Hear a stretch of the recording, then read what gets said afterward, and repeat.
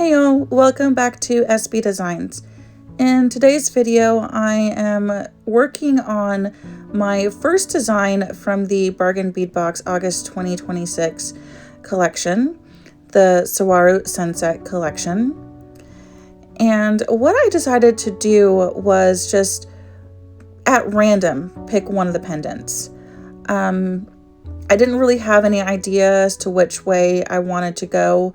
So I just picked a pendant and I just started pulling beads. Any bead at all that spoke to me or that was interesting or that I was intimidated by. I think I mentioned in my unboxing of this collection that I am a little intimidated by the elements that are included. The color palette is challenging and it's colors I've never used before, like the yellow little donut beads that are there, but also some of the elements, right? Like the large pendants. There's a really large cactus pendant that, I've never designed with anything like that before. So I was not really sure about which way to go with this collection. I thought the best way to start working with it is just kind of throw myself at it and dive in head first, right?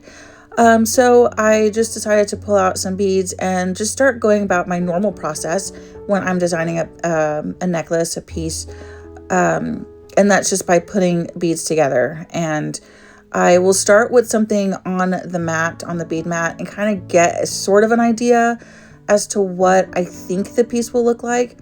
Sometimes it comes out looking like that in the end, and then sometimes it doesn't, because once you start getting the beads on the beading wire, the beads can take on a different look. Once I've got a general idea as to which way I want to go, I am going to get the beading wire and I'm just going to start putting the beads on the wire. And what I typically will do is on one side of the wire, I'll just put the beads in the order that I have them out on the mat. And then on the other side, I will use that same order, but I'll play around with little extras like the bead caps and spacers and little accent beads and things like that. Now this collection did come with a bead cap and a spacer. However, I'm going to hold on to those for the most part. I think I did use some of the bead caps in this design, but I kind of want to hold on to those for later on once I have a little bit more comfort with using the elements in the box. I don't really want to waste them, With this first design, I was originally planning on only using the beads that came in the box, but then I decided to go ahead and incorporate some other beads just because I felt like it would make it easier for me to kind of design the way I have been designing pieces so far, and then just incorporate this collection the way I would with any new pieces or new items that I had purchased from, say Hobby Lobby or Michael's, for example. So what I'm showing here is when I'm designing, the way it looks on the mat, even on the wire, looks different than when you hold it up, right? So it's a combination of stringing beads on and off the wire and then holding it up to see what it looks like. And then if I see something that I like, I kind of keep that section on the wire. And then I might, over on the other side, go ahead and, bead the rest of that.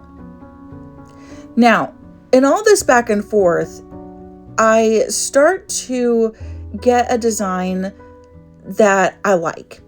And my favorite part so far that I've done with this design is stacking the little turquoise donut shaped beads, is stacking those together. So I decided, that would be a really nice focal, a central focal. And the turquoise is my favorite color. So I knew that I wanted to kind of get the turquoise down in that area, also to help tie in the turquoise that's in the bead and bring that up into the necklace. The other thing too is with the way this pendant is designed, I'm using a jump ring to hang the pendant onto the necklace. And I found that the jump ring sits very well in between the little donut beads. It doesn't stand out. You don't notice that it's just a jump ring because I don't have a decorative bail or anything like that to put the pendant on. So I wanted the jump ring to kind of take backstage to the pendant. And I think that it does a good job of hiding in between those little turquoise beads. Now, you'll see me going back and forth a lot here in this section, and I cut out a lot of the design work because I was just putting beads on and taking them off and on and off, on and off. And what was happening is I was trying to make something work. I was trying to force it. These yellow donut beads, it's just not working for me. Yellow is not a color that I typically design with. Now, I like yellow as a color, but I hadn't used that color to design with yet. Also, I'm using, typically in the other designs I've done at least, I'm using beads that are a little more uniform in shape and size. Most of the beads also are not as small and as delicate as, say, those rectangle crystal beads are. So I was really struggling with how to get the necklace to look the way I wanted it to look.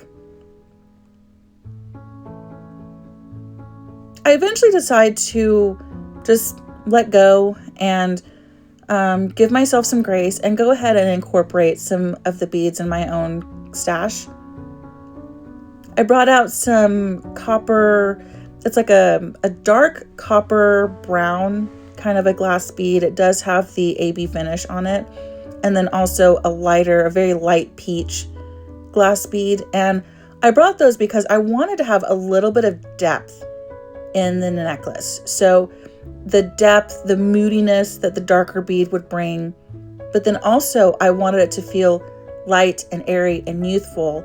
And I think that the lighter glass bead helps to do that.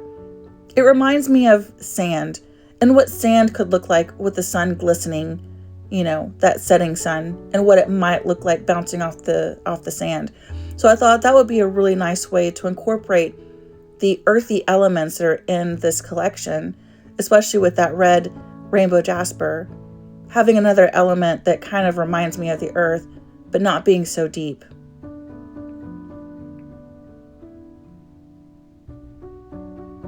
Once I decided to incorporate these other beads, the design actually came together a little better, a little easier. I felt more at ease. It was similar to what I've designed in the past. I do see that I have a style that's emerging. When I first started designing jewelry at the beginning of the year, I just didn't know what my style would be. I didn't know what my collections would look like or anything like that. And I just said, you know what, I'm just going to do something that I like, something that I think is pretty. Because push come to shove, if no one ever decides to buy one of my pieces, at least I'll have fun wearing it. So once I decided to just go ahead and embrace what my style has become, I did find it a lot easier to work with the beads.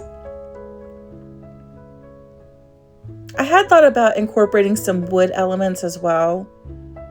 The wood is the right color. However, I didn't want to bring in yet another texture.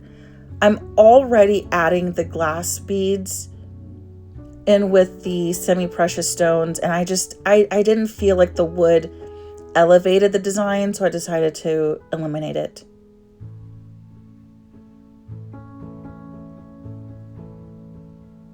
Now, at some point in my design process, I look at my bead mat and it is just covered with beads and findings and trash and bits and pieces.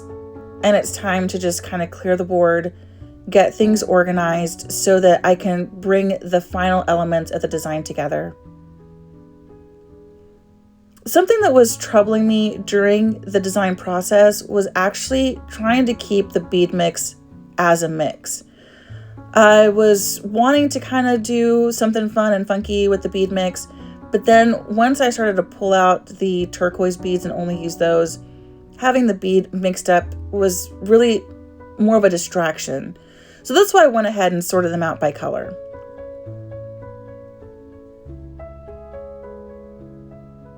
I also like to assess my work as I'm designing. I'll lay it on the board and just take a look at it, see how the pieces are going together.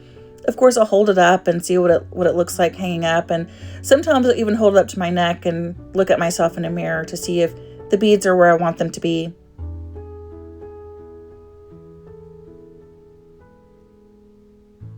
As I hone in on what the final design is going to be, what is in my heart translates to what is in my mind, and then I'm able to finally get it on the actual beading wire. When I start to see the design come together, I get like this excitement, and I can see the end of the line with the design. I start to really put the beads together, and it starts to make sense. It starts to look the way it feels like it should. I still want to try out a couple different options though, and just make sure there isn't something better. I don't have any issue whatsoever putting a bead on a wire, taking it off, putting it back on, taking it off, changing the order it's in. I find that some of the more decorative pieces that I've designed, I was able to kind of come up with those designs because I didn't just give up, right? I kept trying a couple different things until I finally found what works. It's really cool. It's very satisfying when I find the order of the beads, the order of the elements, little extras. You know, maybe it's a bead cap here or a little spacer there. That's really very satisfying when I finally get it all together and the design starts to look the way I want it to be. I'm sure that feeling isn't unique to me. I'm sure every designer, artist has had that same feeling before.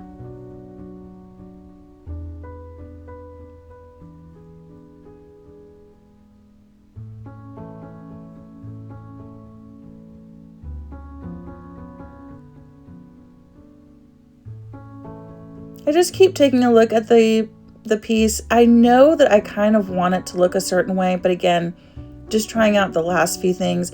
Once I settle on how I want the beads to be, then it's just about, do I have the elements in the right place? Do I need a spacer bead or a bead cap?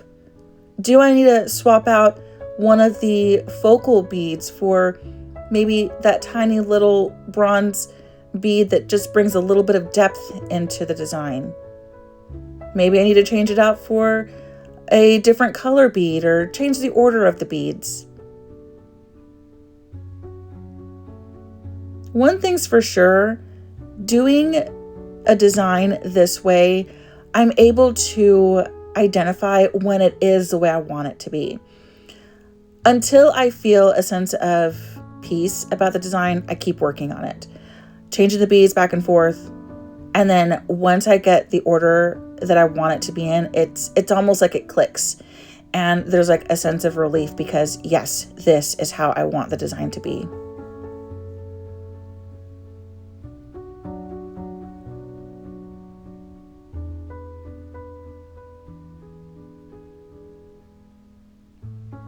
As I near the finishing point, I'm realizing that I don't actually have all of the elements that I need to finish this necklace.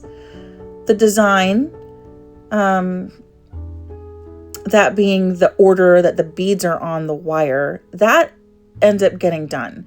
And I'm happy with the final design, but I'm not able to complete the necklace because I don't have enough finishing elements like the bead covers and things like that. I don't have them in that antique finish, the antique copper finish. So for now, the designs that I'm going to be doing, it'll just be the order of the beads. And then once I get in some of the red copper or antique copper elements that I need, I'll be able to complete the necklace. But honestly, that is pretty similar to how I've been designing my jewelry anyway. It's like I'll get the design and then the finishing pieces come later. So here we have the final design number 1 for the Saguaro collection. I hope that you like it. I know I do, and I'm looking forward to what it's going to look like when it's all complete. Thank you so much for watching, and I hope you have a wonderful day.